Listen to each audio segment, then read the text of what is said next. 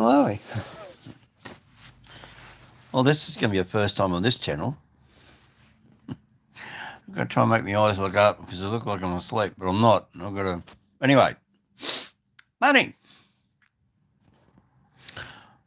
I had a very good conversation with my American friends over there, Jack and Howard and Daniel over here in Sydney. And I used to live a private life, and I don't ever talk about my private life on camera. I mean, like only an idiot would, you know. I mean, like, you know, if you're stupid enough to tell, you know, what you do to make money, how do you make money, where you made your money, like, I mean, you'd always give people advice.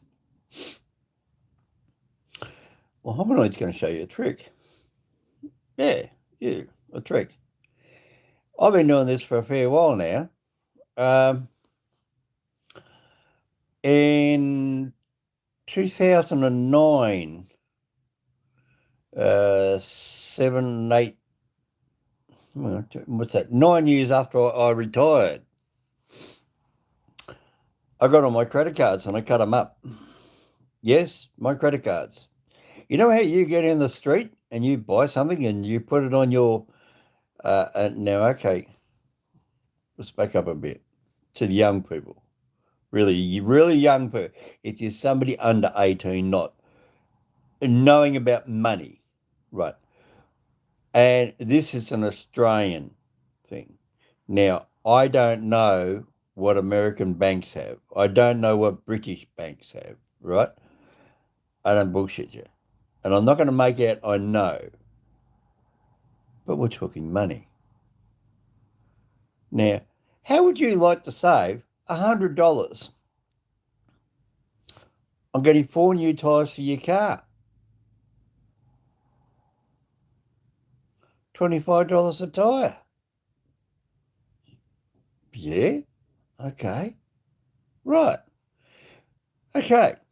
So Lewis Dominoid here on the Seattleite Jack Show turned around and said, "Hey Jack, guess where I am? I'm up here at Lithgow. Does anybody want to know?" Quote, you remember that, Jack and Howard and everybody else on the Seattleite Jack Show in America? Yeah. This is why Hominoid went up to Lithgow. Right. Okay. Get back to that in a second. I'm just going to put couple little tantalizing little bits so you can follow the trail of the breadcrumbs. You all know the saying of the breadcrumbs. Follow the breadcrumbs, you find the pot of gold, you find the safe, you find the money. Right. I worked hard all my life. I made good money. I drove a cab. 17 years, 13 days a fortnight, 14 hours a day. Lived in a bus. And I never paid rent. I never paid rent. I never paid that $400 a week rent. Let's say $400 a week, $500 a week. Now you do the maths. Now come on, smarties. Go get out your calculator. Right, let's say $500 a week rent. Living smack dam in the heart of Sydney in the build up to the Olympic Games. Now, I've told people before this, somebody dropped in, hello there. Sorry, I'm not on Streamlabs, I'm on YouTube. So you're going to have to say good day. Right, so people were spending $500 a week to live in Sydney before 2000 in September's Olympic Games. And you said, why? Every bit of rent went up because they knew the world was watching and they knew there was backpackers and there was everybody else, engineers, companies were building these big construction sites and they needed accommodation. So everything went up. Think about it. It's like a gold rush in America. See those towns pop up overnight. That's what Ominoy did. He went and bought himself a bus. Yeah. Yeah, I bought myself a bus. I drove around for 17 years. I lived in that bus. Hello, Vincentus. Hey, how you going, mate? I'm alive. Yeah, how are you, mate? It's good to see you. I'll tell you, it really is. It is actually good to see your name pop up. It really is. Been sick. A car a year.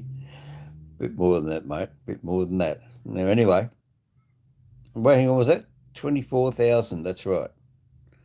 So now you take that, you times that by 17 years. Righto. Okay.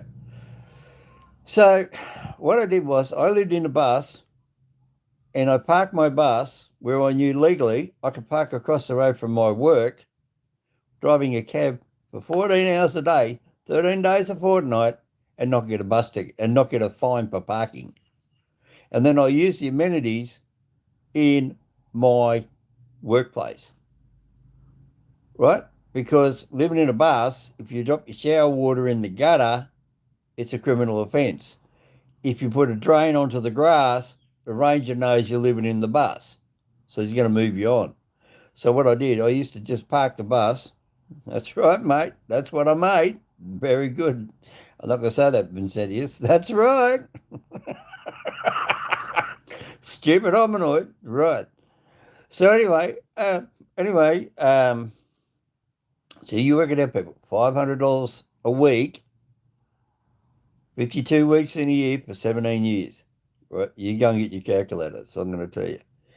So what I did was I used to walk across the road. They had a shower, toilets, go and have a shave, get rid of this lovely fur, put on my uniform, walk upstairs, buy myself a $12 steak, salad and chips or veggies and hot veggies and whatever else at work for $12. I could go to work on a Friday night, I would pull in 800. 800. Back then. Back then. I've retired now, so don't get any stupid ideas, right? So Friday night, $800 in your hand. Cash. That's it. Then I thought, right, okay, now if I whack it in the bank, I'm going to get bank fees, very little interest on my money. I didn't have time because I was working so many hours where to get rid of it. So where would you put it? Where would you put all that money? Where would you go and hide all that money? Right, that's my secret. Because you have to go down on my channel and you will hear all the little secret clues to making money. I drop little hints in comments all the time. Oh, when I lived in my bus, I used to have this. When I lived in my bus, I went to there. When I went there, that's what I did. No, what I did, I invested it in foreseeing the future. I invested it in starting up you waiting for it? Something that you don't have to pay tax on.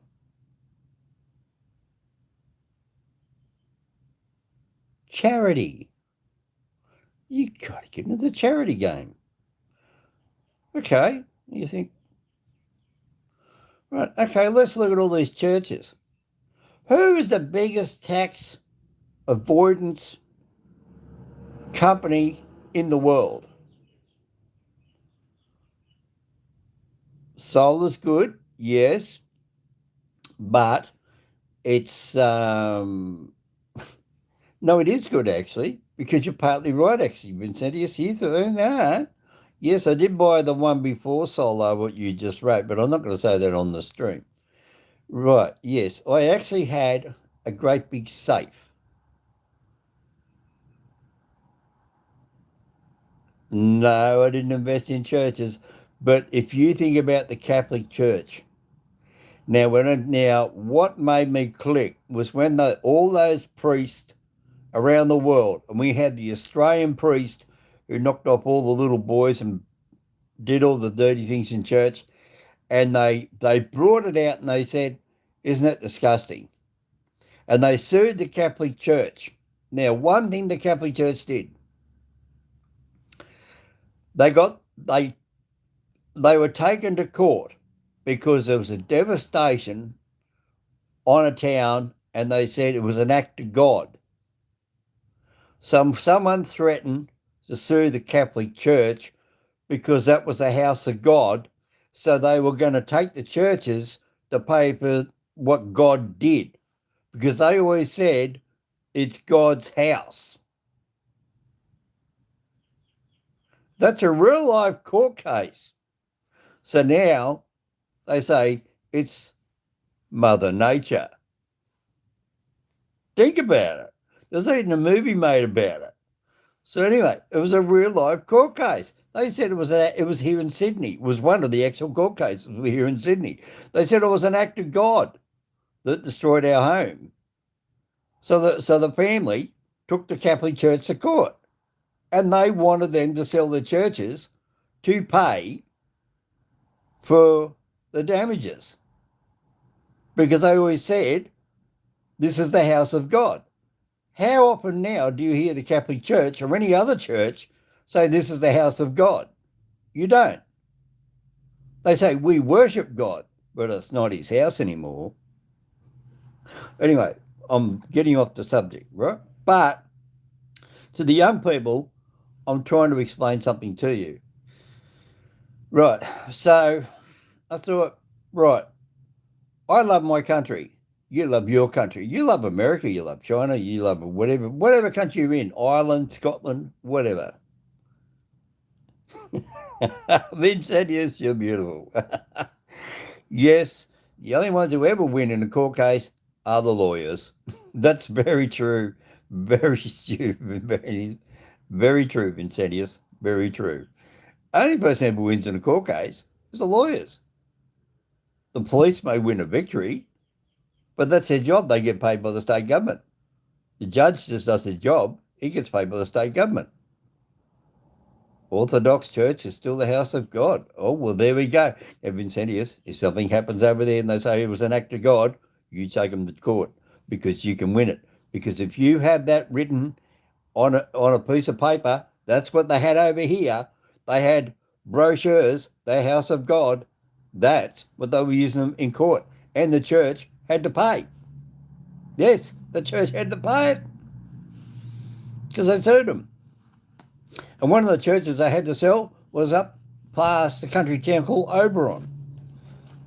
Yeah, at Oberon. They sold that church out. So, yeah, just to pay the cost because they said it was an act of God. So they sued the Catholic Church. Anyway, we got a second person on the chat. Come in there, say good day at any time. Lawyers never ever lose because lawyers always get paid. They make pre-arrangement and nuptial, so even if you get convicted, either the legal aid system is going to pay them or they take your family home. So lawyers never lose. Whether you lose or they lose, whatever. Okay, Vincentius, come down. Nathan, hello, champ. How are you, mate? And talk about making money. You might want to hear this one. Right. My very good mate, Nathan. Known him for years. Okay, everybody. Nathan, he's, if my American friends are watching this, he come from Gundagai, the dog on the tucker box. I've been trying to tell all these Americans that watch my channel, the dog on the tucker box, the Gundagai, longest wooden rail bridge in the Southern Hemisphere, longest wooden road bridge in the Southern Hemisphere, which has now been pulled down because I was the last of the timber bridge inspectors. And yes, I had something to do with that, Nathan. It had to come down. It was just too rotten.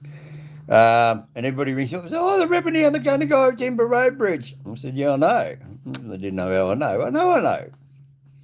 Because very easily I watched footage that other people were taking down there on drones, and I could see by looking at the drone, I put on that great big TV set over there, and then yes, I'm in bed because I've been in hospital.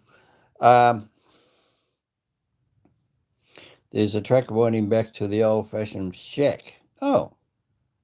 Okay, just let me keep going, Nathan. Don't throw me, right?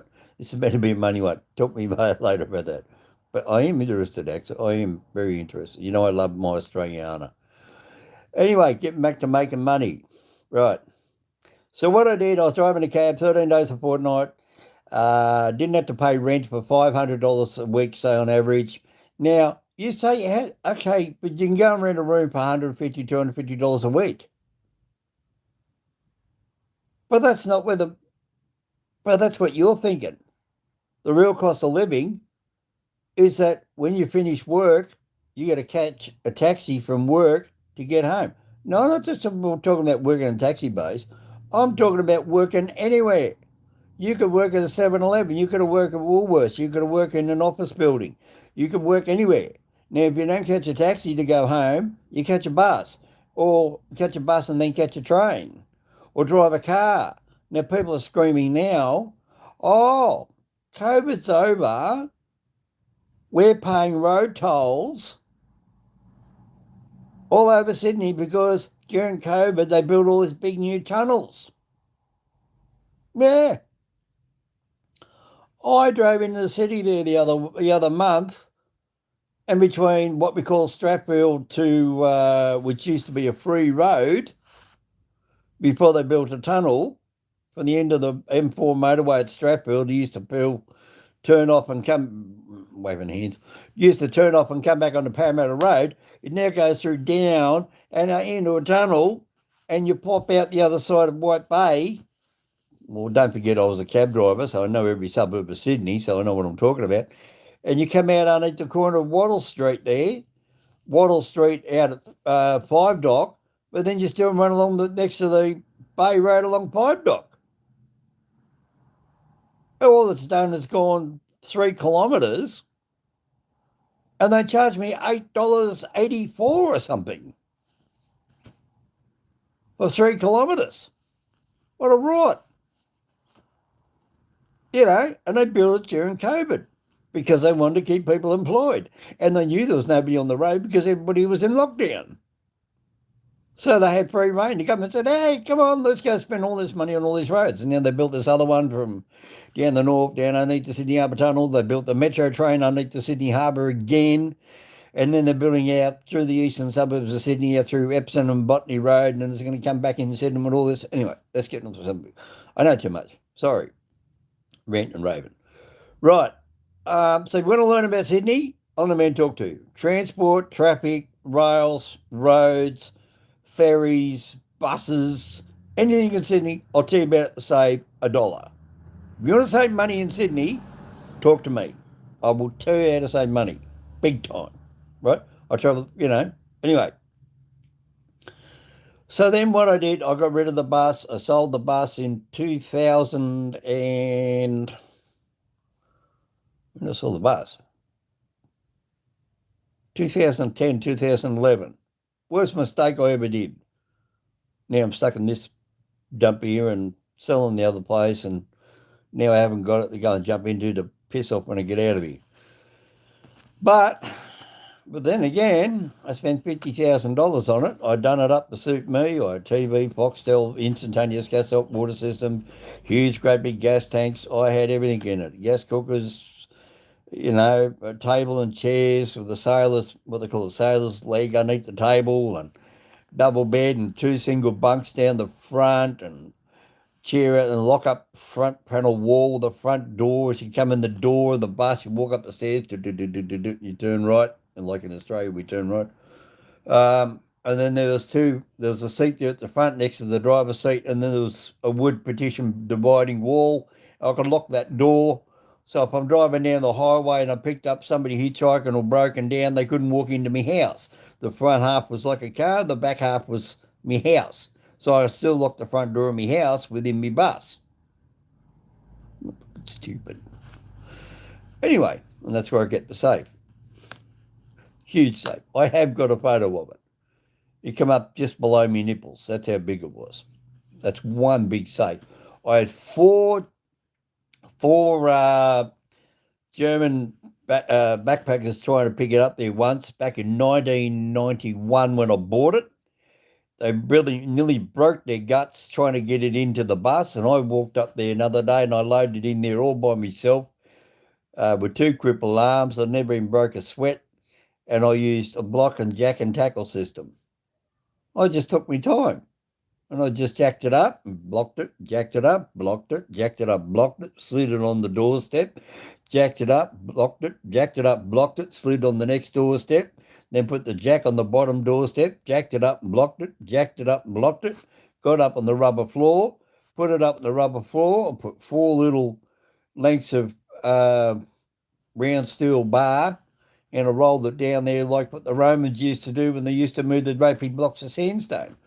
And then another way I found to do them quicker was I stuck the garden hose in on the rubber floor, and I made the rubber floor nice and wet, and I made sure I pointed the nose of the bus uphill slightly, so the floor's wet, the wheels are underneath the safe, the floor's wet, and then it rolled down, slid, and it slid all the way right down into the back of the bus. And the safe weighed just about, I think it was just over half a ton. Well, it's a bus. I wasn't carrying around 40 people anymore, so half a ton safe didn't matter, because get half a ton, all you need is 10 people, don't you? Right.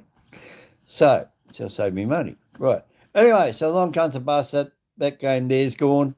Now, listen to everything I just said. Now, if you really don't understand what I said, go back and rewind this bit of video right now, how I did it, how I got the safe into the bus, engineering. That's an engineering thing. That's why people like watching Mr. Hominoid. You learn things, right?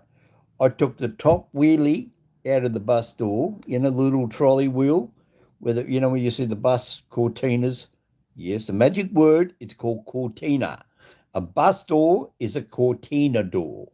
You know when it goes like that? It folds open, shut, and then it folds open, and there's a little wheel. That's called a cortina door.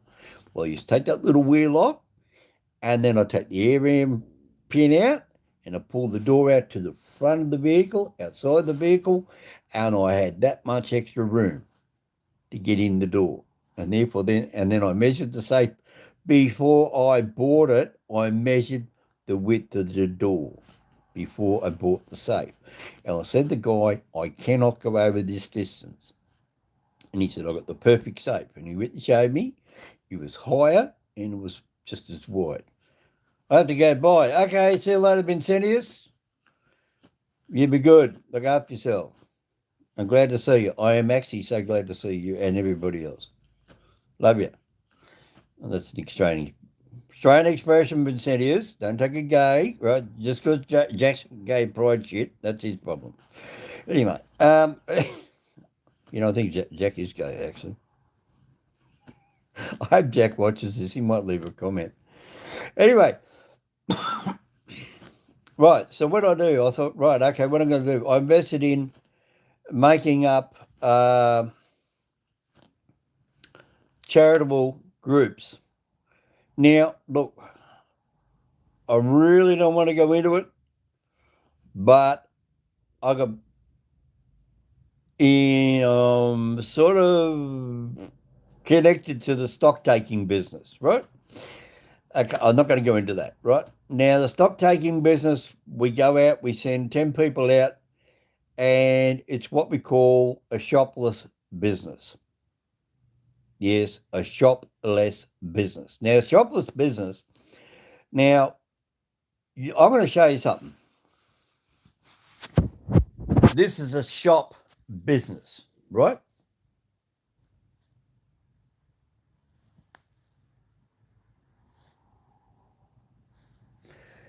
Now, can you see what you're looking at? You got a butcher shop. Let's have a look. As customers look for ways to make cuts to their household budgets, everything's so expensive, some are switching to buying essentials with buy now, pay later products. Right, back to me. So what happens is people come along and they've got to pay out.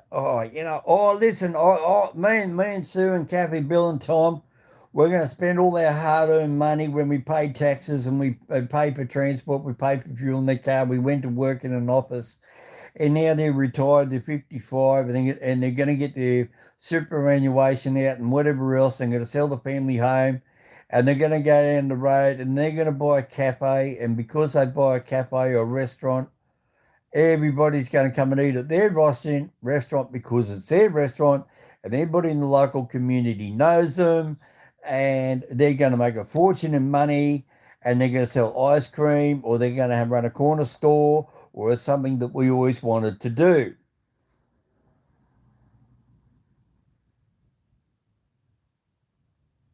What's wrong with that statement? Who gives a shit? Who gives a shit? Nobody. Everybody goes down the street. How many times you walk past that butcher shop? How many times you walk past that different nationality grocery store? How many times you walk past the hairdressers? Because you don't need a hairdresser, because you're a guy like me, you don't need a hairdresser. I don't go to OPSM Opticals. I don't go into a chemist shop except for once, maybe once a fortnight. I don't go to a news agency because I don't buy newspapers, because I watch YouTube and I do social media. So I don't bother going to the newspaper shops anymore. They're the way of the dinosaur, really. You're only good for buying scratchy tickets, the occasional newspaper, and maybe a birthday card, which people don't even bother buying anymore. How do I know that? Stock taking, right? Local stock, we done I'm going to let this out a bit. We done a job on a local news agency down here in St Mary's in Western Sydney. He tried to give us a bad review on the company report because we said to him, this guy who was selling and one guy's buying, right? So they both could have split the price of the stock take in half. So we charge them $40,000. The seller's got to pay 20, and the buyer's got to pay $20,000. Right? The guy that bought the business tried to give us a bad review because we turned around and said, "Oh, for some stupid reason, something was in his head. We hadn't, or was it seller? No, that's what. No, it was the seller." And he said, "How can that be perishable? Blah blah blah." And we turned around and said, "Well, mate, it's got an expiry date on it. It's no longer a legitimate sale. I mean, you're not going to sell expired lottery tickets. Let's just say that for an example." So they tried to give us a bad review. So what I very smartly did on that review that he put into the company, I put my own reply there as another customer. And I come back on his reply and said, "You're such an idiot. How can you try and..." I found out that what you are complaining about is that you wanted to charge the new owner for something that was expired. So you're trying to make money out of him. He's trying to grab every cent he could get. This is before COVID. Anyway, getting off that. Right, how do you save money? Right, okay, so I saved money, I didn't pay rent. 17 years. But I had to pay fuel in my bus. I had to buy tyres. But then again, I didn't have to. But I put a new motor in it. I put new other stuff. I done an investment. I was going to keep it a lot longer than what I actually did. In actual fact, well, 17 years, well, that's pretty cheap, really. Because if you spend $25,000 on a vehicle,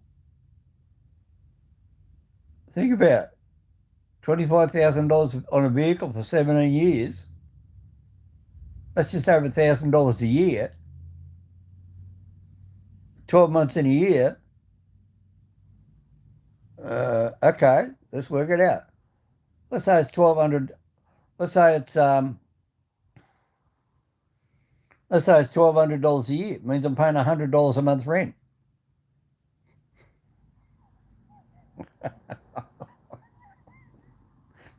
You can do the math. Okay. Now, my tip today, nowadays, you people now, we're coming out of COVID crisis. I said to Jack and Howard on the Seattle Jack show, I said, "Howard, sell your crypto money," a couple of months ago. It's on live stream. It's on the recording. I said, "Sell your crypto." "Oh, no, it's all right. I'm going." And now Howard's off sick and Jack's turned around saying, Oh yeah. Well, Jack said, "Oh, I said yeah, get rid of crypto a little while ago, but I said ages ago. I said it before Jack, because therefore point he's saying it after I said it, which means he's remembered it in the back of his mind. Get rid of it, but it's his show now. Whether I subliminally put it into the back of his brain, get rid of it. Crypto, there's no actual item. See, that could be a bar of gold. It's there. It's in your hand. Crypto is not in your hand, right? Now the crypto market has crashed.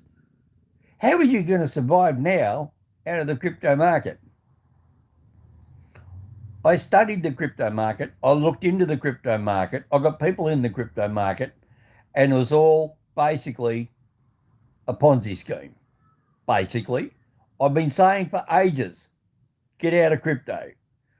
If you get into it, you make a lot of money, you get out of it. Like that guy, he put in $200, he walked away with 8 million.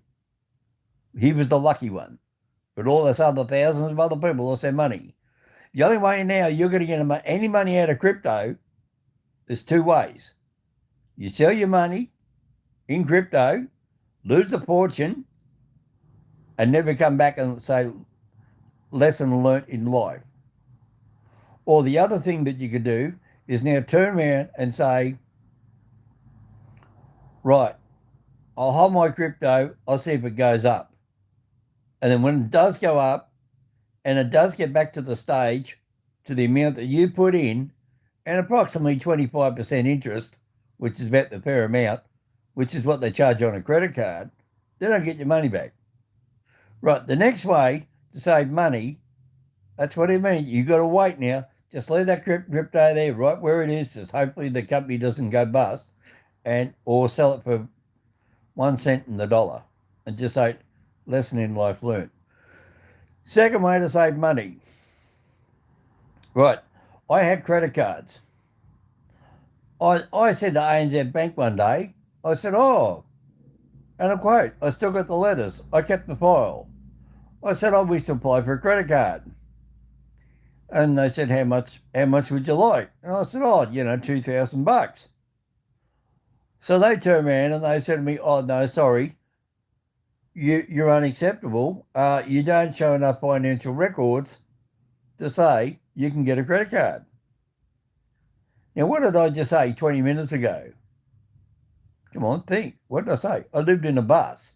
I drove a cab. I made cash. I put cash. I didn't put my money in the bank, because if I put my money in the bank, the government would see there's a record. The government tax office would then follow it back and then charge it for it. But then on top of that, I also invested that money back into charity. You see what I mean? And on charity, there is no tax. So if you've got no tax on charity, that's where you invest, right? Because then you put your money into that, and then you build that network up.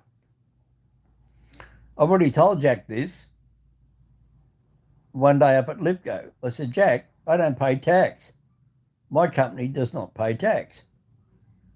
It's a fully licensed charity that I started off, which I've now absolved myself of. I am not on the board of directors. I'm no longer on anything because I'm too old. I got out of it. But what the point is that what you do is that with the charities, they can then claim certain things, like, they have a charity van that comes around and do community service, pick up old age people and take them and drive them around. And there's rebates that they get. There's government grants they get. There's free meals. What do I want in life? Well, I travel around the bus. I don't have 10 kids hanging off my back and taking them to school every day. I just ran around. I just had a good time in life. I enjoyed my country. I went around seeing the east coast of Australia. Right? We all don't live forever. And I thought, my health is going 22 years ago. I said, I'm going to set myself up to retire, and I'm going to go enjoy my life now before I get too sick, which is what I am now. I've already had my good time. I had my grey nomad life when I was 38, 40, accelerating when I turned 60, and I'm too old to drive. And I've got to get a hip replacement. I've got to get an elbow replacement. Oh, I've got to get a knee replacement, which is exactly what I've got to get now. 2 knee replacements. But I've already done what I wanted to do. I've already travelled to Cairns. I've already travelled to Melbourne in a bus.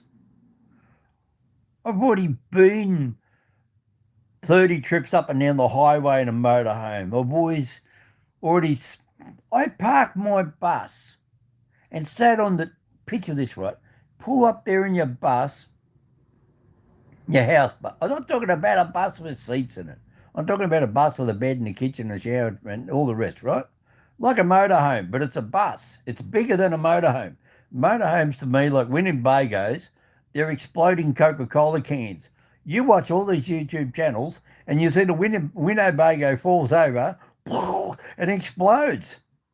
It's like a cardboard box. It's worth crap. Right. So what you do is I bought a bus, a big steel chassis and a big and solid.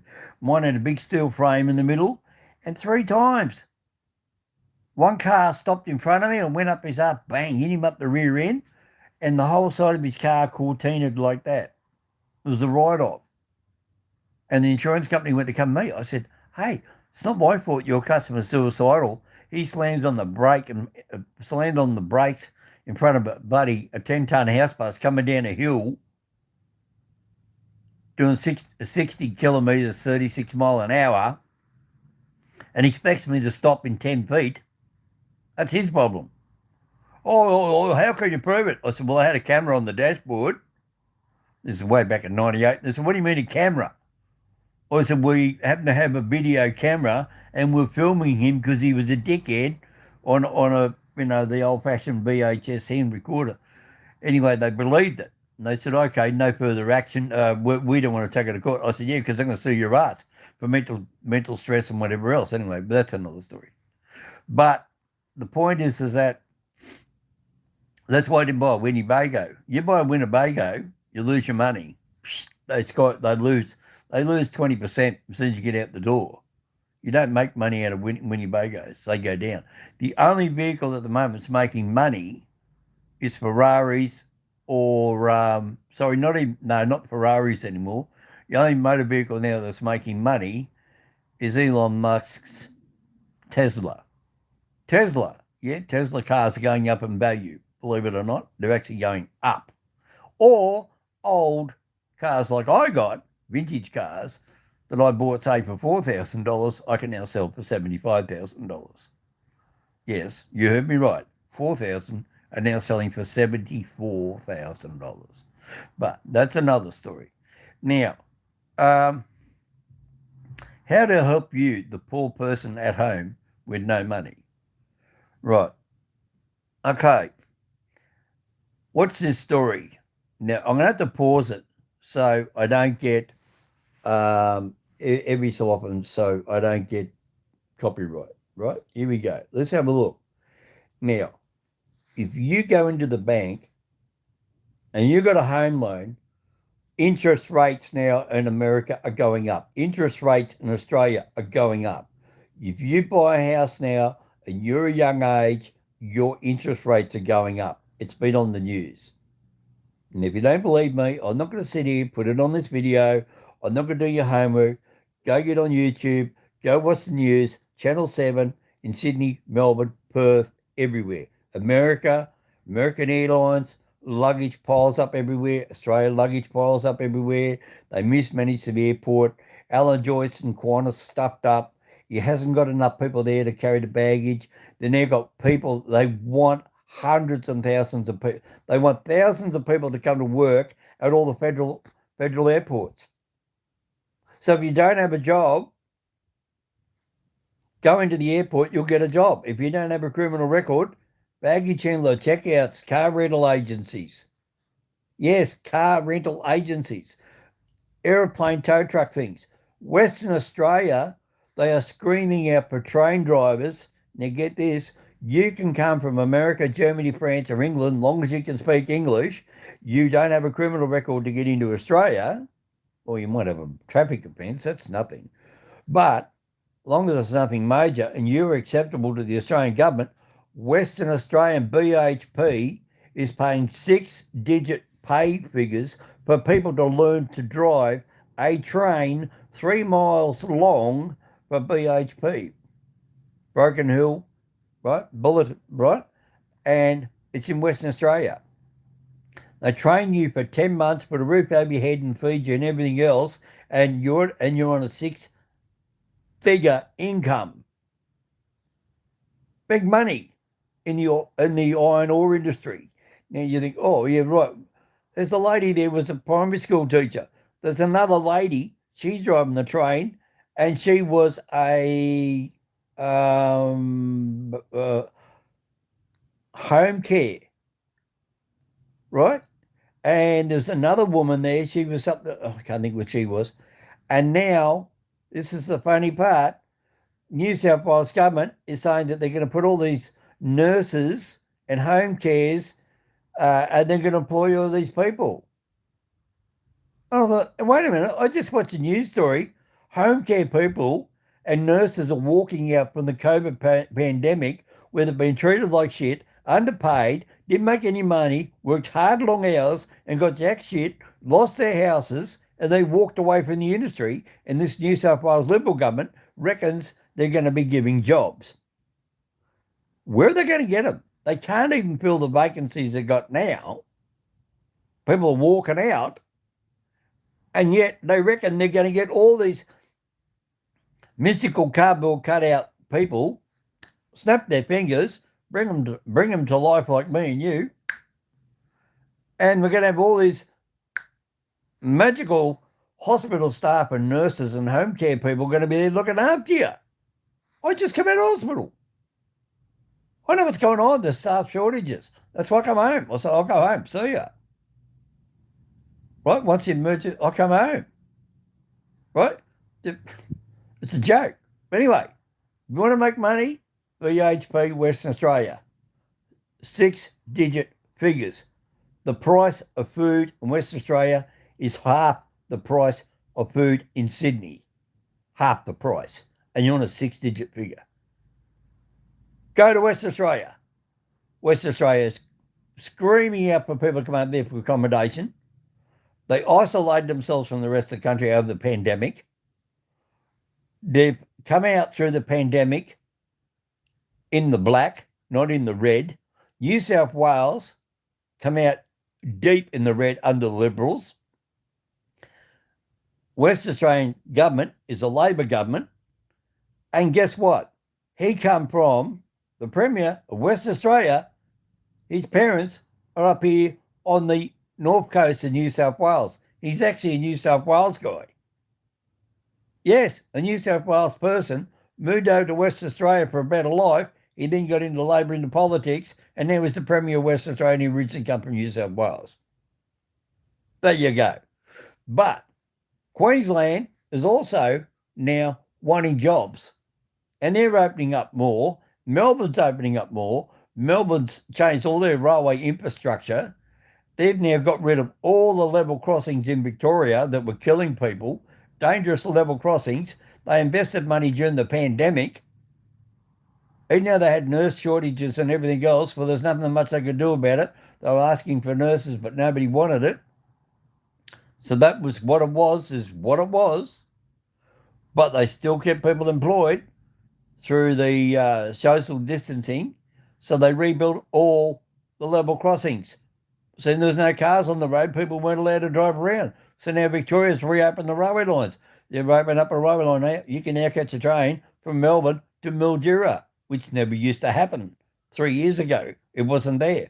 You used to catch a train out to Seymour and other places where it never used to happen. Rail Trail lost their rail trails in Victoria, and now it's a railway line again because nobody would go out on the rail trails because of the pandemic. So the government, the Labor government, come in and said, well, that was a Liberal idea, and they took it back. Labor's in Victoria. Labor's now in South Australia. Labor's now in West Australia. Labor's in Queensland. Labor's now in the federal government of Australia. and now it's soon about to be Labor in New South Wales.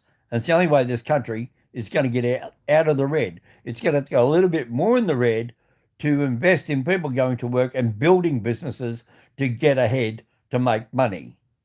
You've got to spend money to make money.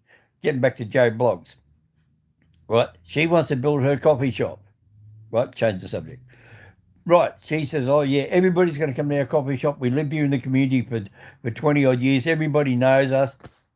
I don't give a rat's ass. If I don't want a cup of coffee, I'm not going to get out of bed and get around the road because Marcy, that I've known for 20 years, owns a coffee shop. I've got my own bloody life. I'm not going to worry about her in a coffee shop. That'd be stupid. I invested in a business where I had no shop. Now, what that means is everything was just on a computer.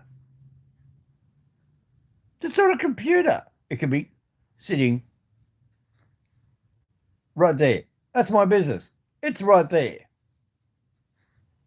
Got the idea now? Right, that's my shop. Where's the bloody button again? Right, so that's my shop. What expensive I got? I don't have to feed it. I don't have to pay electricity for it. I don't have to pay insurance for it. I don't have to pay for housekeeping. I don't have to wipe its backside. It just sits there. So what happens is you say, right, okay, I'll send 10 people out. We go out there, do a stock take, and they go out there and they say, right, okay, we got 40, we did 120 staff, Richmond Air Force Base in 1997, and we had to count every single item on the Richmond Air Force Base when it was handed over to the Australian federal government to run as a airport repair base. And the Royal Australian Air Force moved out of Richmond and moved up to Newcastle, Williamstown and all up there. And they sold the whole lot and it's now federal. And so now if you go out to Richmond, west of Sydney, get on Google Earth, you'll see the road there goes across the flat. Then you'll see Qantas airplanes. You'll see Singapore airline airplanes. You might see little Cessnas. You'll see little private jets. You won't see Hercules, Caribous, Starlifters, Orion jets. None of that. They're all gone. No, we did that back in 97, 98, 99 or whatever it was. And we were there for 6 weeks. And I personally sat there and I had to count little tiny, I was sitting out there myself, I was counting packets of not pop rivets, but rivets that go into a Caribou from 1944. And they're in bags and they're marked as pound or quarter-pound bags. And they said, no, we don't want to wait. We've got to know how many's in it. So what we used to do is take 3 rivets out, put them in the scale, weigh the weight, divided by 3, then we pour in the rest, and that would tell us exactly how many rivets are in there, rebag them, and then label it 127 rivets. Hominoid's been around. Hominoid's a very smart businessman, right? Okay, so that's another thing they've done, stock taking of an airport. You know how much an airplane tyre weighs? You know how much an airplane rim weighs? We got it all on record. Okay, you go to your local bottle shop, you buy a bottle of Plonk. What? Booze, Bundaberg rum, Jim Beam, whatever, Coca-Cola. Any of that, we do stock takes and bottle shops. I could find out and tell you what the cost price is to the wholesaler who sells you a bottle of Bundaberg rum or the bottle of Jim Beam.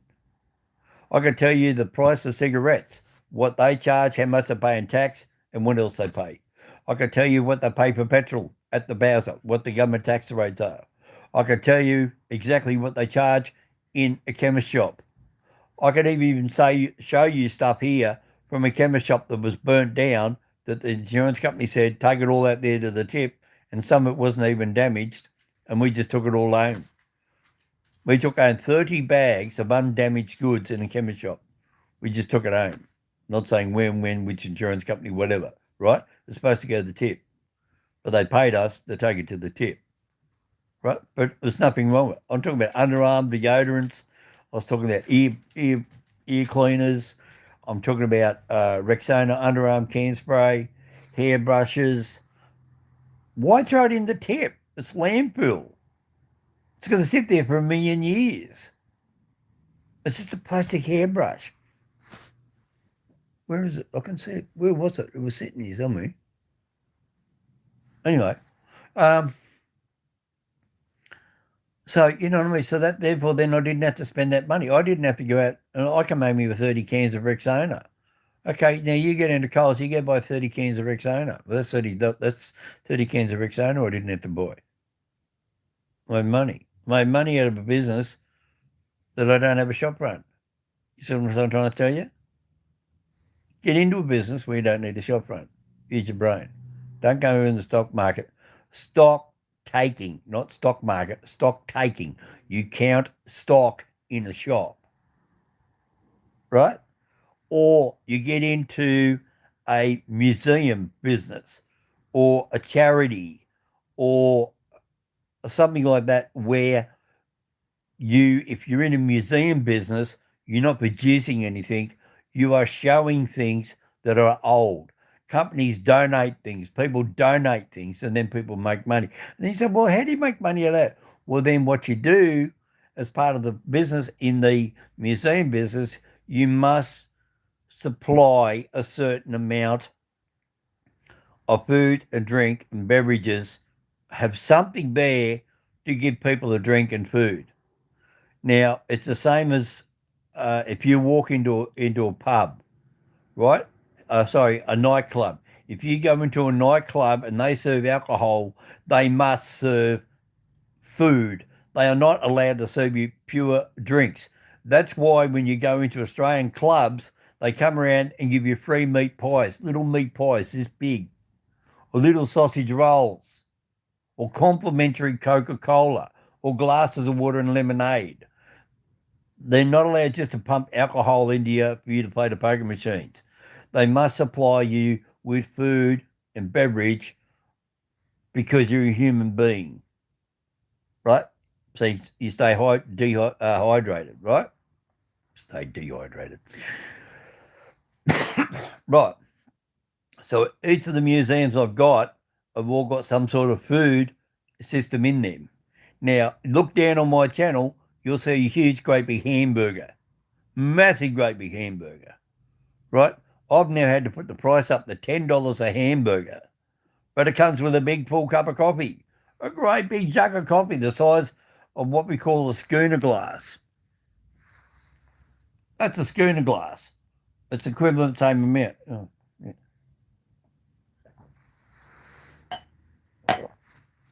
Right? So when you go in there to go and have a cup of, you go in there and look at the museum, and you look at all the World War II artifacts or the railway historical thing, or where General McCarthy went, and you can actually see where General McCarthy walked around and pictures of him and the actual army uniforms and how the Queensland train to pull in, the New South Wales train to pull in, and the soldiers will walk across, come in there, have a meal, then they walk over, get on the Queensland train, go to Queensland, go to Townsville, and then get in the ship, and they went over there to, say, Turkey to Anzac Day over there in Gallipoli, and then they never ever come back. So basically, my restaurant was their last meal place in the state of New South Wales. Well, actually, 10 metres over the border before they left after they left New South Wales, they had the last meal, which also had the biggest New South Wales meatworks, which was over in Western Sydney, Riverstone. And Riverstone Meat Company used to own up all the ground up around there at Tenterfield on the Queensland-New South Wales border. And some of those railway tracks are up there. You can actually go down there from between the two different museums and you can see the Riverstone Meat Company railway sidings where they used to load on all the cattle that come in there from everywhere. So people would drive their cattle up the dirt roads or the back of what we call the second Bruxner Highway. We have the Bruxner Highway on the east coast that starts at Lismore to Casino to Tenterfield, and then it turns right, goes north, then turns left off the New England Highway, which is the true north one. So it doubles on top of that. And then when you turn left over the railway tracks there at Sunnyside, the Bruxner Highway goes all the way out there to Moree, past Inverell and up that way. Towns above Inverell, pardon me, were full of cattle. And all those cattle used to come walking down the Bruxner Highway because there only be 1 car an hour on that road. So they used to just herd the cattle and walk them down the edge of the road. And of course, the natural streams up there, and the little waterfalls and the little gullies, they could pull them into little areas and re-water and feed the cattle. And the cattle could eat the grass on the side of the road down to the Riverstone Meatworks sidings. And then they'd be loaded on the massive cattle trains, which had 3 great big huge locomotives on them, 3 huge locomotives, and they'd be up to 60 carriages long.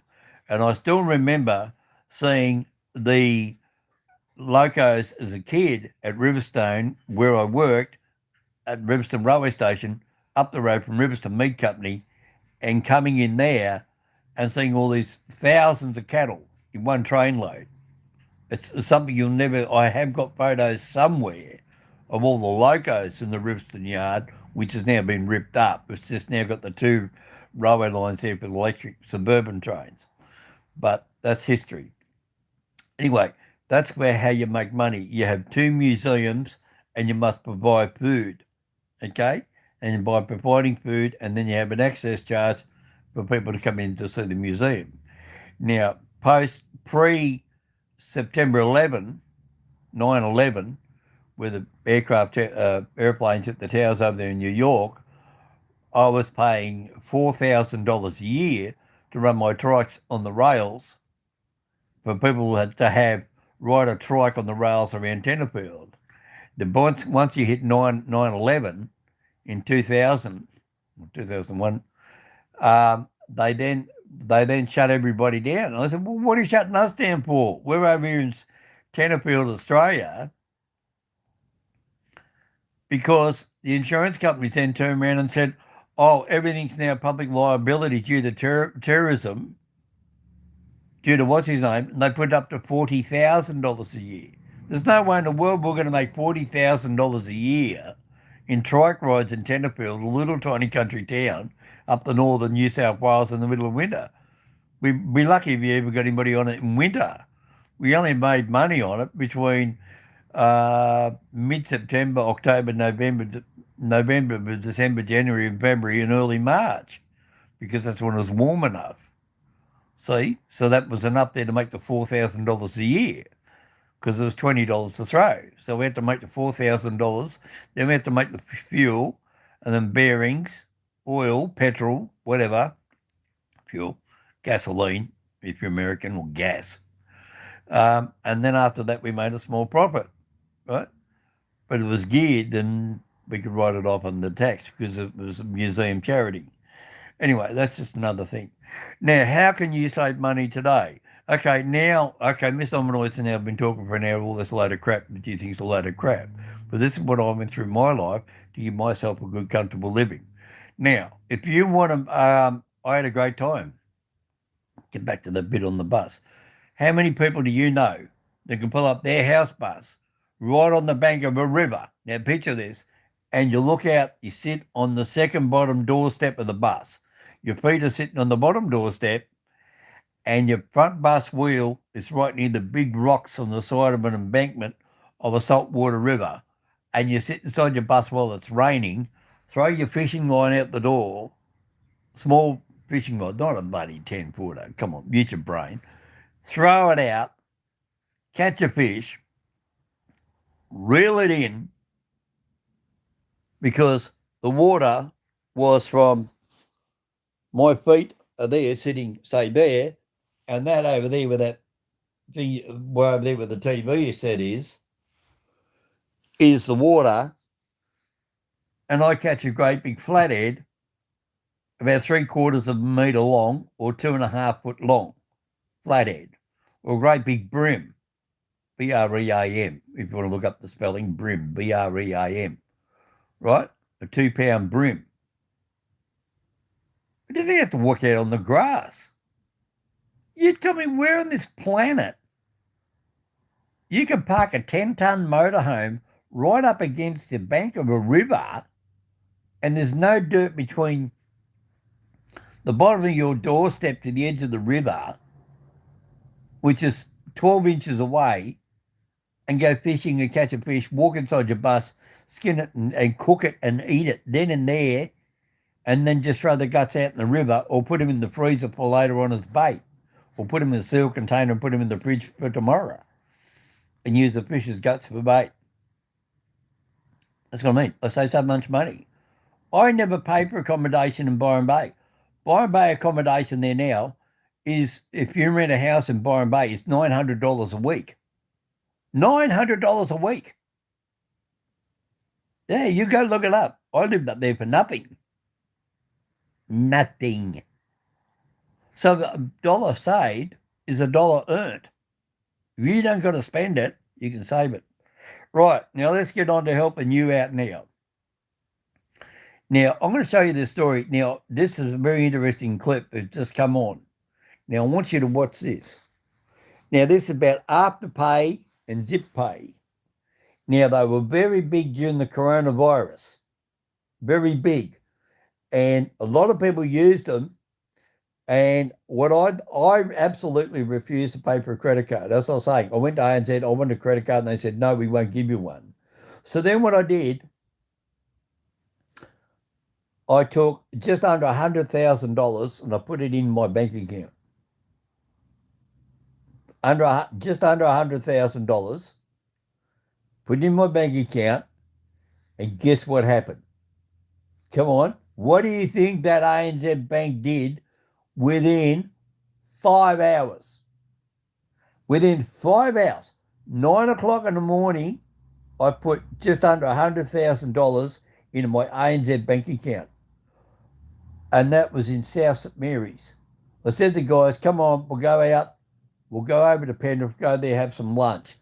I was right outside Penrith railway station, driving in my car, my phone rang. I passed it to Andrew at the time, and I said, take the call for me because I'm driving.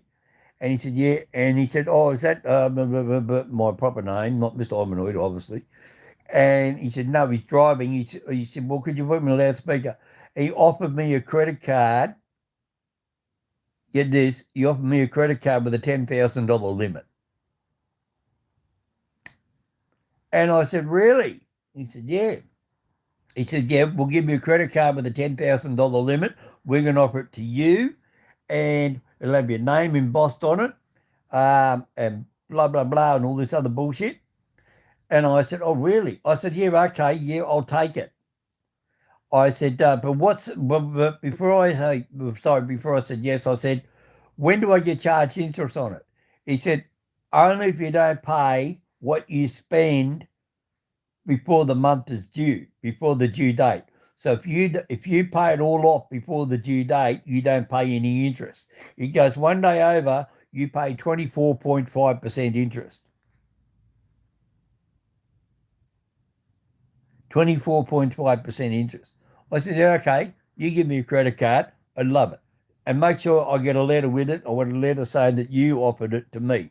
He said, what do you mean? I said, I want you to send me a letter saying you offered it to me, that I didn't apply for it. He said, why's that? I said, I just want it for my records. That's all I want to do. I said, you want me to accept this credit card? That's my condition. So the guy sent me out a letter saying, oh, thank you for accepting our offer of giving you a credit card and the terms and conditions that if you don't pay within the 30-day period, you're going to be charged 24.5% interest. I then got that letter. I took a photocopy of it. Sorry, I scanned it. And then I found the letter that the guy sent me out saying we won't give you a credit card from ANZ Bank. The same bank to the same office, the credit management, back to the same guy that offered me the credit card. Get the joke? And I sent him back a copy of his letter saying, sorry, you have been denied a credit card because insufficient funds, blah, blah, blah. And then I sent him a copy of his own letter saying, I am offering you a credit card because I put $100,000, just under $100,000 in the bank. 3 weeks difference. Can you imagine the look on that arsehole's face?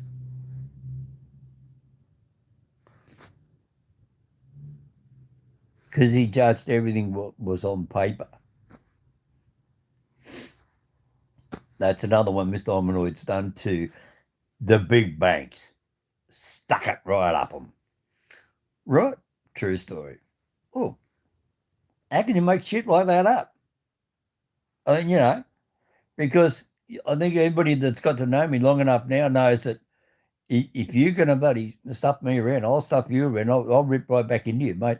I got people back from 8 to 10 years ago. They thought, oh yeah, they ripped me off and whatever else and something or other. And I thought, you bastard, all right, okay, all right, yeah, you got me for $500, you got me there for $50, you got me there for a $10,000 deal, you got me there for a $2,000 deal, you got something else, blah, blah, blah. And then they're going out there a bit later on in life and they're doing something else and they're going to make a business deal with some other company or another business. And I walked in there and I said to that other business, I said, how are you, mate? Oh, how are you, Hominoid? How's it going, mate? I said, oh, there's back here. Yeah, I've got something to show you. And I showed him the paperwork. I didn't just tell him hearsay. I showed him the paperwork where this mongrel ripped me off. So what this business did, they ripped them off and they said, right, well, okay, well, if we're going to proceed, we want a thing at your expense. You got to come in here. You got to do this. You got to do that. You got to make a business submission to say, blah, blah, blah, blah. And waste their time, waste their staff employees to come out and do, an assessment, to give a quote, let's just say.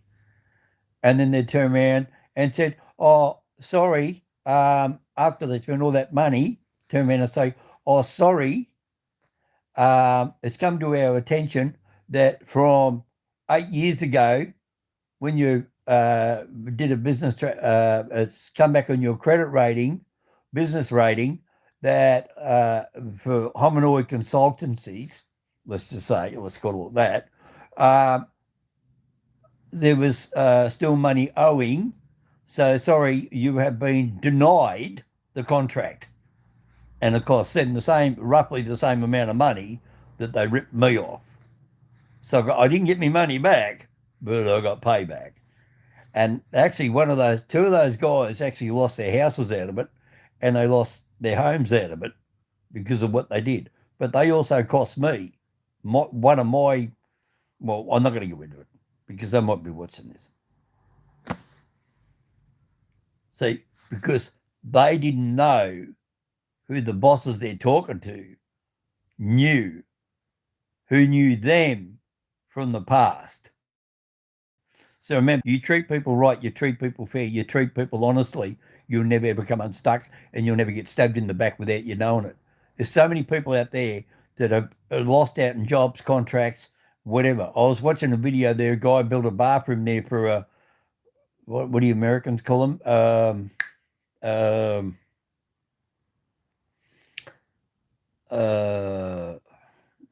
Jenny? No, whatever it is. One of these things that's always right. She got all of a bathroom rebuilt and then she didn't pay the builder. So the builder turned around and said, where's my money? She said, I've got no money to give you. I've been denied the money. And the guy turned around and said, well, I pay for those bathroom tiles and you're not going to be paid for them, so they're still legally mine. So he walked in there with a sledgehammer and he smashed up her brand new bathroom that he built that she did not pay for. Oh, Karen, that's it. And she's standing there and she can't do a thing. Huge, great big builder guy with a sledgehammer and a husband or a wife are standing there going, but darling, why didn't you pay him? Oh, because I spent the money on something else. She just saw it because she ripped the builder off. The builder couldn't do anything about it. He couldn't get inside the front door. But she was stupid enough to let him in there under the pretense he was coming in there to do a final inspection. So he walked in there with a final inspection, all right. He went in there with a sledgehammer. He built the shit out of the place. He put the sledgehammer through the bathroom walls, the bathtub, the spa bath, the dunny bowl, everything. Good on him. You don't know, if you don't get paid for work that you do, and you still legally own it, you got the receipt to say, oh, look, here's my key card. I can prove that I paid for that. Karma's a bitch, mate. So anyway, now, how can you make money? Right, hour and 10 minutes. Shut up, Overnight. Get on with it. But I hope you picked up enough about me to learn that people think that they do things to me like what happened to me here 12 months ago. Now, that bastard, if you're watching this video, or if he knows somebody, or somebody knows somebody who knows him that's watching this video, it's not over and done with yet. Oh, no, it's not over. Yes, Illinois not going to kick the bucket yet. Not with that mongrels. Already got one guy in jail for 3 years. So I'm going for the other two now. And the mother. Anyway, she's just the biggest culprit. Now, if you want to, yes, that cost me $10,000, people. $10,000 12 months ago. Crouton, you know about it. Got a box of matches? That's, you know what I'm talking about. Jack, you know what I'm talking about. Box of matches, right? You know exactly what I'm talking about. Now, if you want to save money, this company is now going into crash mode. So get in there quick. So ANZ credit card. Oh, that's what I forgot to tell you. This is back in 2010, 2009 with a credit card with ANZ Bank, right? I then used ANZ credit card up for what I wanted. Then one day I rang up. I said, I want to cancel my account. And they said, why? I said, you're charging me fees and I pay it back straight away every time that I make a purchase. I went out, I paid $2,500 for TVs and EB games and, sorry, not EB games, sorry, company priority EB games. Oh, actually, yes, one was EB games. I went into them and then I took it back there for a refund. Anyway, they then, 2 days later, they shut the doors. Yeah, so, and that was at Penrith in Westfield, and there's a little road runs under it. An EB games used to be in there. And the guy tried to dub me. I said, oh, I want a brand new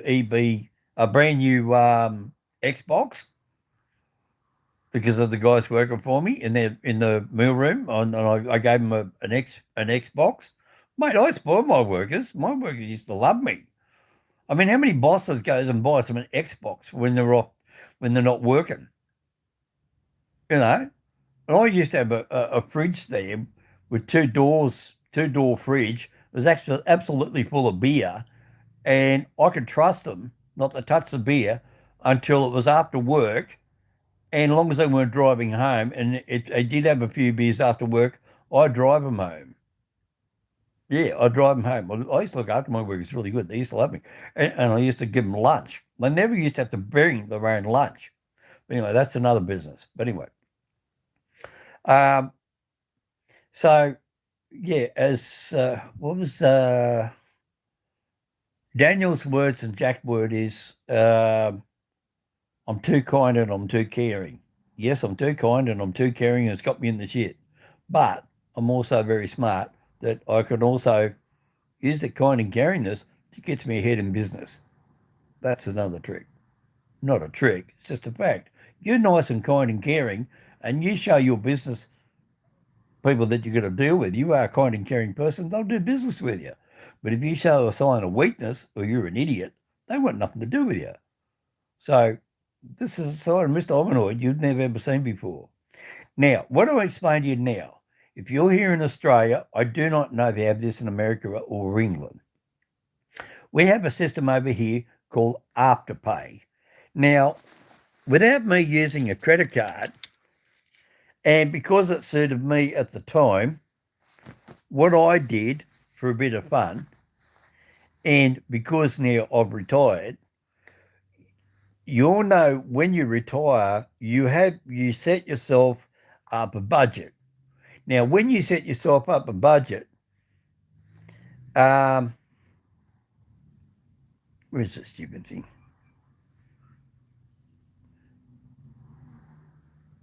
I just trying to do this before I put the camera on. Oh, there it is. Right, hang on. Oh.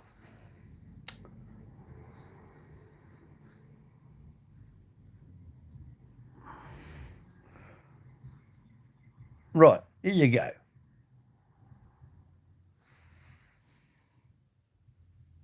Where is the word? Can you see that? Afterpay. Is it coming up? Yes, yeah, it's right up the top.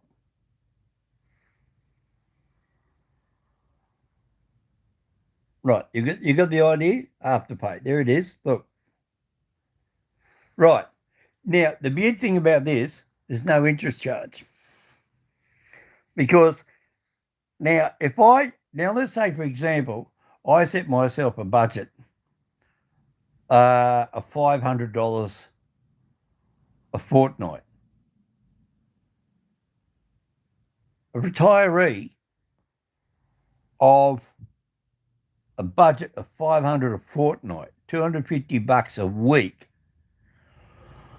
Groceries, car parts, TVs, electronics, clothing, whatever.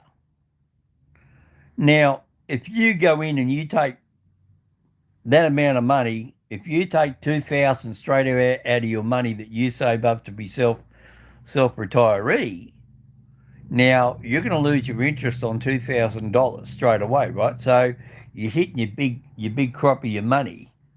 So what you do is you set it up where your big crop of your money that you have, and you know you get paid this amount of money, which is about, let's say, I'm not going to tell you my real figures. Come on, get real. Let's say I get paid $1,000 a fortnight, right? So what I do is I say, right, okay, if I want to get $1,000, if I get my own personal pension, let's call it personal pension, $1,000 a fortnight. Now, if you don't want to hit in your big bulk money, if you hit that with a 2,000 withdrawal, your $1,000 a fortnight pension is going to drop down by $20, $30 a fortnight, right? And it's going to take ages to regrow because you're still going to be living.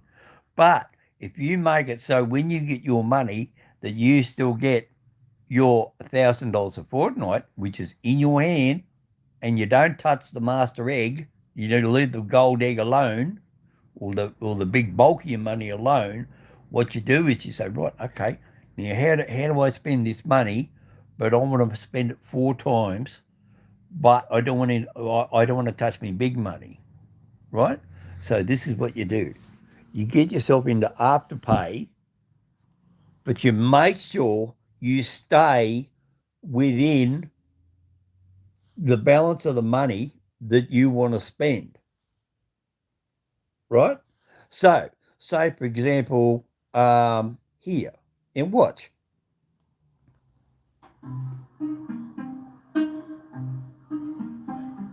As customers look for ways to make cuts to their household budgets, Everything's so expensive, so some are switching to buying essentials with buy now, pay later products.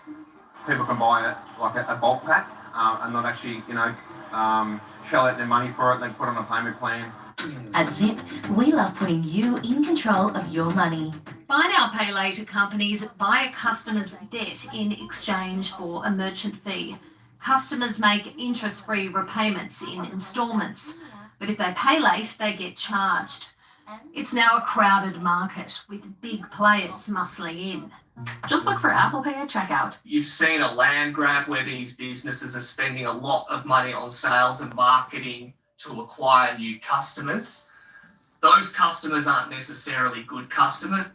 Afterpay's proportion of debt that customers can't afford to pay back has risen to nearly 14% of outstanding loans.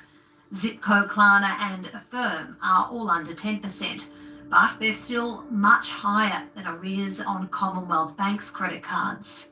some of these businesses will disappear and we'll never see them again. That's a fact. In this environment, Right. Now, what they're saying is because these companies, Afterpay takes the 4 payments out of your bank account, they've got their money back and they don't make any money out of you because you pay the full 4 payments back, which is exact money. So if you borrow $2,000 and you pay $500 a fortnight, you're still only paying your $2,000. Where they make their money is the people that don't pay back on time. They make a little bit of interest, which is only $6 to $8 a month. Yes, $6 to $8 a month. That's with that certain limit. But then there is a credit card section of Afterpay, with Zip, where they charge you 24.5%. And therefore then also Zip has the one that you can have $1,000, but if you don't pay on time, you only pay $6 a month because you are never ever going to go over $1,000 limit. Now, Zip offered me a $10,000 credit card with the same as the ANZ Bank for 24.5%. So what's the difference between me banking with Zip or ANZ with a credit card, which I then got rid of? So what's the point? So I said to Zip, cancel that $10,000 credit card. I don't want it on my phone app. I don't want nothing to do with it. I don't want no scammer getting hold of it. And I got rid of the 24.5% intercharging credit card with Zip. I have a $1,000 credit with Zip, which is very handy because, I forgot to bring my wallet. I pull out my phone and I quickly generate a Zip gift card for Coles, Woolworths, Bunnings, wherever else. And I buy the gift card, so which means the money's still mine. And therefore then I then use that to pay for the groceries at the time if I forget my key card at home, which I've done several times. It's on the bed. Right. So therefore then I'm not losing it because as soon as I get home, I know that Zip payment is coming out of my bank account on my so-called arranged payday every second Friday, let's say, or every second Tuesday or whatever. And I know I'm not going to pay any interest on it because I then pay it back. Now, but Zip only charges you $6. Now, with Afterpay, you don't have that luxury of choosing how much you want to pay back. See, with Zip, you can get $1,000 out. You can pay back $10 a fortnight. They're going to love you because they're going to make $6 a month for as long as it takes you to spend $10 a fortnight to pay back $1,000. That's going to take you 5 years, roughly, at $6 a month. Well, 6 months is 12 sixes. Well, we all know it's $72. So 700, you start adding it up. So that's $72 times 5 means they're going to make $350, which is not very much interest at all. It's one of the lowest interest rates there is with Zip on the $6 a month interest plan, right? Not the 24.5% where you get the high rate. But with Afterpay, they take a fixed amount of exactly quarter of the price of what you spend. So if you spend $800 on a TV set, $800, you are going to get 200 taken out, 200, 200, 200, right? Because they don't make any interest on it. It is a convenience that they have a contract with those local distributor stores like business. They're going to pay rent, they're going to pay insurance, they're going to pay electricity and all that, like Bunnings, JB Hi-Fi, Walmart, whatever, for an example. So that shop needs their money straight away because they've got other outgoing costs as well. They're going to pay holiday pay, superannuation, sick pay, holiday leave over here in Australia, maternity leave we have over in Australia, which Americans don't get.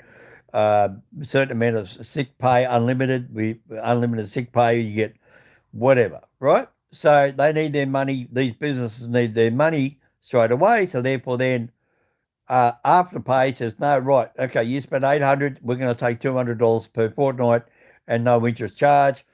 And that way then that's why the shops do it, because then they know they're going to get customers, because they know not every customer after the pandemic after the pandemic does not have $800, but they know they might have $200.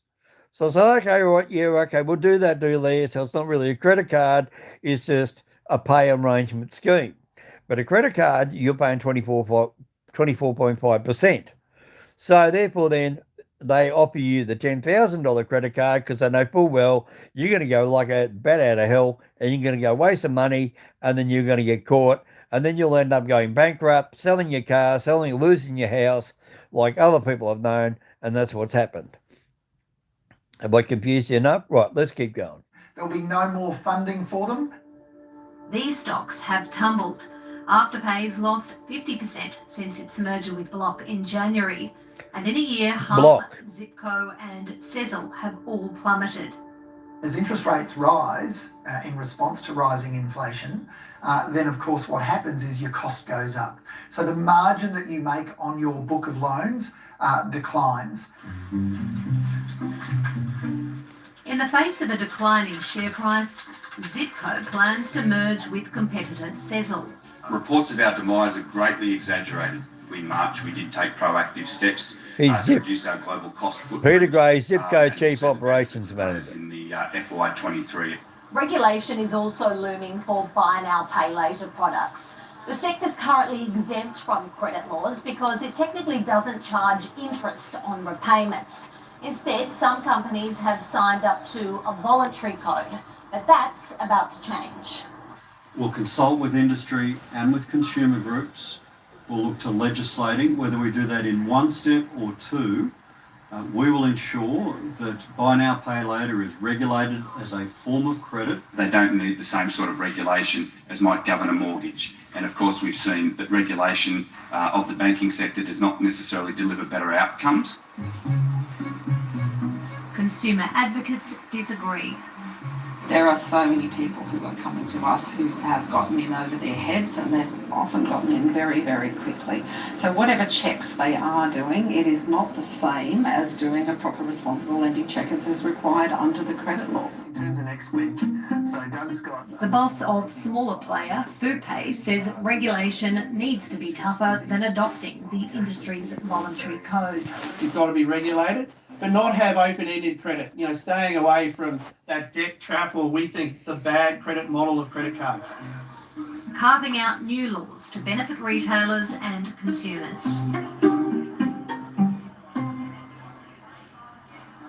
Right. So let's just hope people understand that, what I was talking about. If you are finding it hard to deal with doing things, and you're finding it hard to get yourself a decent meal at the moment, and you're on the pension or you're on New Start, my advice to you is that go with Afterpay. Because Afterpay... You've said that Australia is heading for a material... If you go with Afterpay, you can still go down and buy your meat and your groceries. But you've got to make sure that you've got a phone that's compatible over the, I think they call it the 4S system or something like that. So make sure your phone is up to date, or else you can generate a card on the spot and it can be scanned to do it, or just simply buy yourself a gift card. So Afterpay, because it's now plummeting, and some people might be lucky, but then again, don't think, oh, I'll go out there and do Afterpay. I'm straight away, I'm going to get $4,000. No, doesn't work that way. Afterpay straight away gives you $800, and then each time and how quickly you pay it off, they then make sure that as long as you don't fault a payment, or if you pay your payments earlier, like I do, I say, oh, I got $800 Afterpay just for the fun of it. Was it Afterpay or Zip? No, Afterpay. Yeah, that's right. I got $1,000. And I bought that very big TV set. Right? And then what I did when I went home, I paid $500 straight away, and then I paid another $500 about a week later. The next thing you know, I got a thing back and it's showing that my Afterpay had gone up because I paid it extra quick. I paid it before the 2 fortnightly periods. I only did it to give myself a good credit rating with Afterpay. Same thing with ZipPay. I went out there with Zip Pay. They gave me $800. And I went back home and I made sure that I paid that Zip Pay off before the 30-day period was up, right? And you can't give them any extra because they won't accept it, right? It just won't let you do it. You're going to pay the exact amounts. But because I paid it off early, I therefore then now with Zip Pay, well, that's my business. It's up higher than what the average person is. The same with Afterpay. And I've now, as I said, I knocked back the credit card with $10,000 limit. So, of course, then the next thing I know, the next day when I went into Zip Pay, they put me up by an extra $500. Yes, $500 on Zip Pay, because I told them to cancel the credit card. Because I thought, this guy knows not how to get ripped off. He knows how to manage his money. I never asked for it. They just gave me an extra $500 on Zip Pay.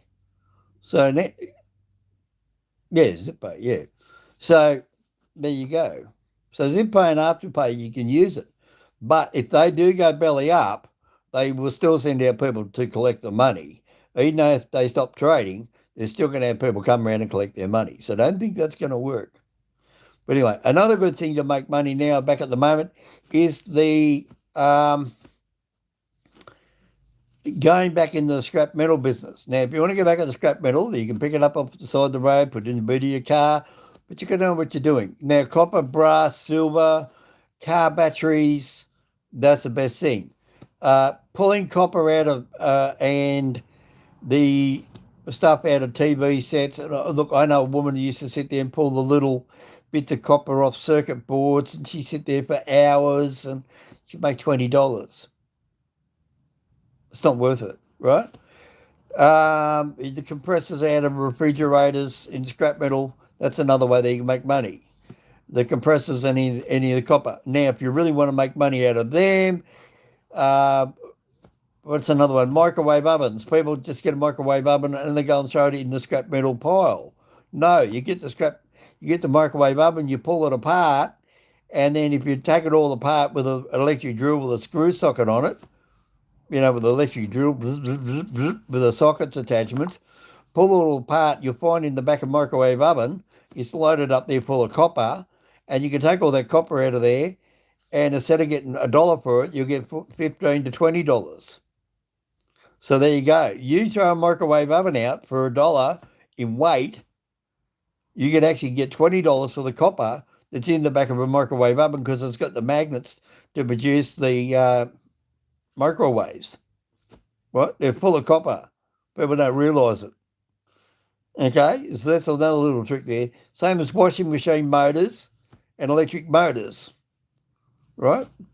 That's another long story about this house here. Why I had so many fridges and washing machines dumped in my backyard when I came home there one day from the hospital and found 30 refrigerators, 30 washing machines and dryers and Christ knows what. They took all the motors out and dumped all the shit in my backyard.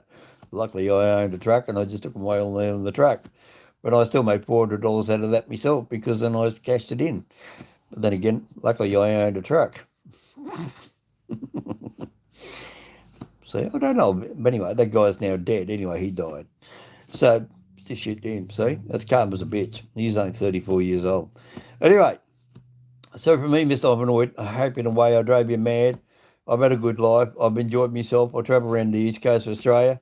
I can go to any country town I like. I can always make money. I can go out there and paint a fence. Look, you can always go out and go into, I'll tell you what they have. Here's another one for you. You can go into Bunnings, all these other places where they mix up paint, right? And what they do, when they do a stuff up and the paint colour comes out wrong, they put the lid back on the paint and they put a little colour sample on the top of the lid, right? And then they sell it off at a discount price. Then what you could do, you can go into somebody and say, oh, do you want your so-and-so painted? And they say, oh, yes, please. Then you paying $80 or $40 for a 10-litre drum of paint. You go into Bunnings or these other paint stores, Mitre 10, wherever they mix up paint, and you will see a very similar colour that somebody else stuffed up, and you'll get it for quarter or half the price. And sometimes you'll even get it for less than quarter the price when they have a clearance sale. So then if you're really keen on painting, house paint stuff, or I'm not talking about spray paint, I'm talking about house paint, right? Oil-based paint. You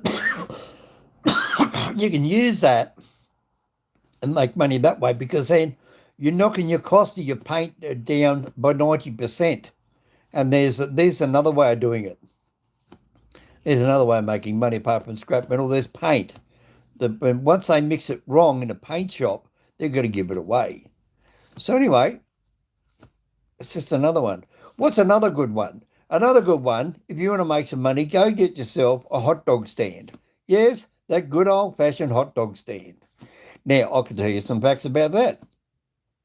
What you do, you save up your dole check, right, or your unemployment check. You got your hot dog stand, okay?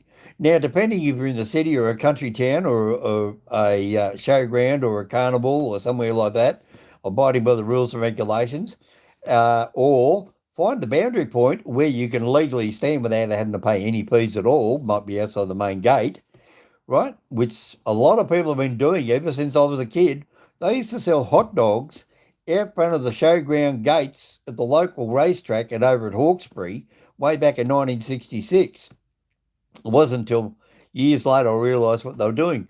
Because they were on a public street and it was out in the country town, out in the bush, the coppers didn't give a shit and the councils didn't care, because they said, oh, it's just a guy selling hot dogs. What they didn't realise, he was cooking up these hot dogs. He was selling 300, 400 hot dogs to people walking into the racetrack to go watch the horse races, or people coming out from the horse races that were hungry because they didn't want to eat the food in at the racetrack because they were too busy gambling, watching the horse race, waiting for the horse race, reading the form guide. They make themselves hungry, but they would go up and buy a beer and then be hungry, and then they walk on the way in, they buy a hot dog on the way in because they're in a race to get to the races, and they'd buy hot dogs. And they were paying $1 for a hot dog way back then, $1. And a hot dog sausage back then was only 3 cents, and a bread roll was 5 cents. So for 8 cents, and they were selling it for $1. So there is what? A 900% markup. That's not bad money. And this one guy I talked to many years later, he told me, he said, I used to go to Hawkesbury Racetrack, and he said, I used to sell 500 hot dogs in a night. He said, I used to make $500 there on a 90% markup. That's not bad money way back in 1968. Think about it. How much would that be worth today? There's another guy, he used to sell hot dogs 20 years ago. 20 years ago at Murwillumbah. Used to take his hot dog in his truck. I went with him. I know, I seen him. Pulled up at their Tweed Heads up there in the New South Wales-Queensland border. He would order 500 buns. He would cook 500 hot dog buns. He would sell them for, I think it was, what was it, $5 a hot dog. He would sell $5 hot dogs. Go on, now you add those fingers up. Just tell me how many buns he had. $5 hot dogs, so that amount of buns and hot dogs. And then he'd have on the sign on the hot dog stand, selling for donations towards the animal shelter at Murwillumbah. And people say, oh, that's nice. He's selling hot dogs for the puppy dogs in the dog pound. And they come over there and buy all these hot dogs. He would sell out. Within 4 hours, he would be sold out. 500 buns and sausages at 5 buns. That's $2,500. He would then go out to the dog pound and give them a donation of $300. He made himself $2,200 or $2,000 every Saturday. $2,000 every Saturday for selling hot dogs. And you want to know who the bastard was? Phil Taylor of Phil Taylor Car Yard at Murwillumbah, the multi-millionaire that lives like a bum, has got wrecked cars everywhere, wrecked cars around cane fields, owns properties galore, and he's now in his 80s, and he even complained he had to pay for his own heart surgery. And his own wife divorced him 30 years ago, got him for $1 million, and he complained about that, but he took and he said, he's even made a video. Now, if you want to see the guy, he's a multi-millionaire. Phil Taylor's car yard, right? That's Phil Taylor, Taylor, made, MADE. Phil Taylor made. It's a video. It's in the township of Murwillumbah, northern New South Wales. Now, Murwillumbah means land of the possums, or come sit by my campfire. If you say Murwillumbah, means come sit by my campfire. But Murwillumbah means, in English language, land of many possums. Because when you look at the scenery in Murwillumbah, there's a lot of possums. So if you really want something to do, go look at Taylor Made, the video. You'll see old Phil 25 years ago with his shorts and the little white van that used to sell the hot dogs. That's the guy. I learned a lot off him, how he made money, mate. So anyway, for me, Mr. Hominoid, I hope you enjoy that. Go down and look at it. Phil Taylor, Taylor Made, Taylor, made, MADE, eccentric. He's still alive. He even complained about it. He even complained he had to pay for his own open heart surgery. He's a multi-millionaire. He doesn't even live in his own house.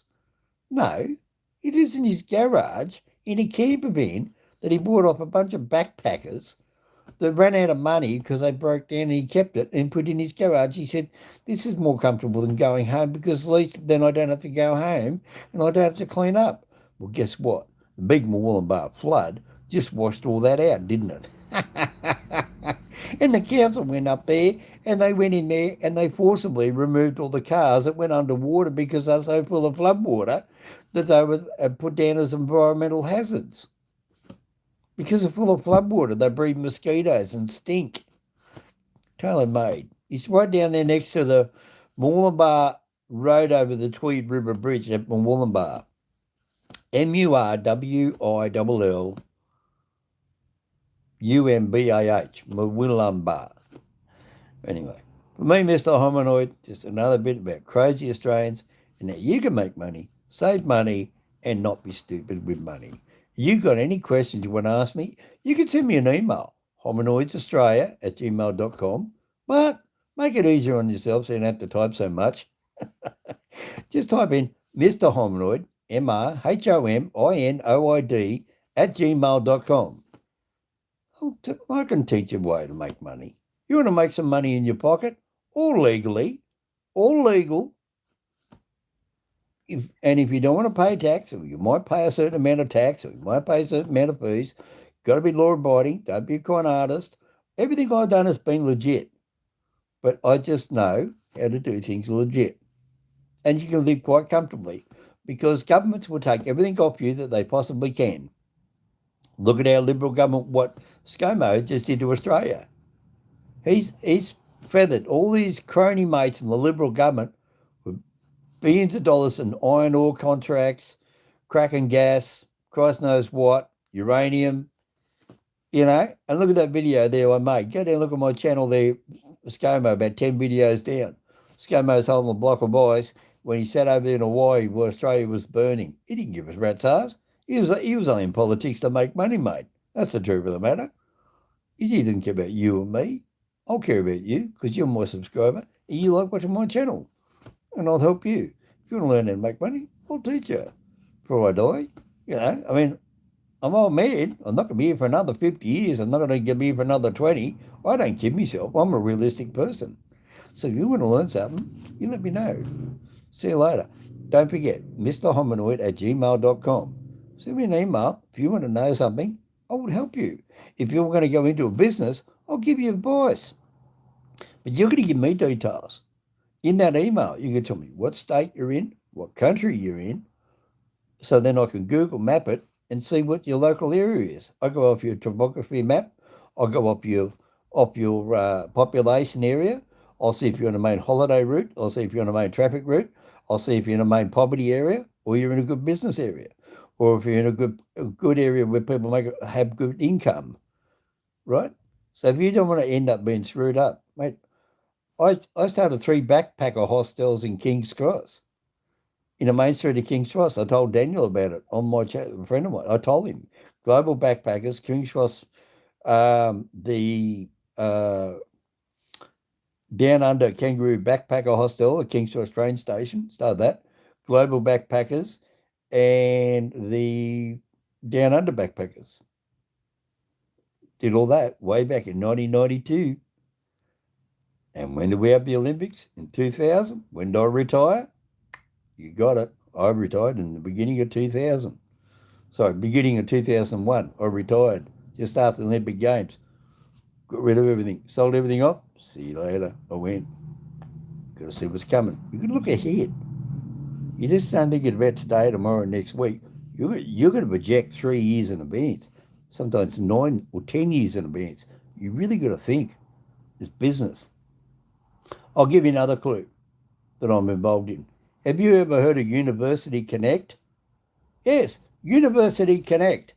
Go and Google University Connect. Guess who helped start that off?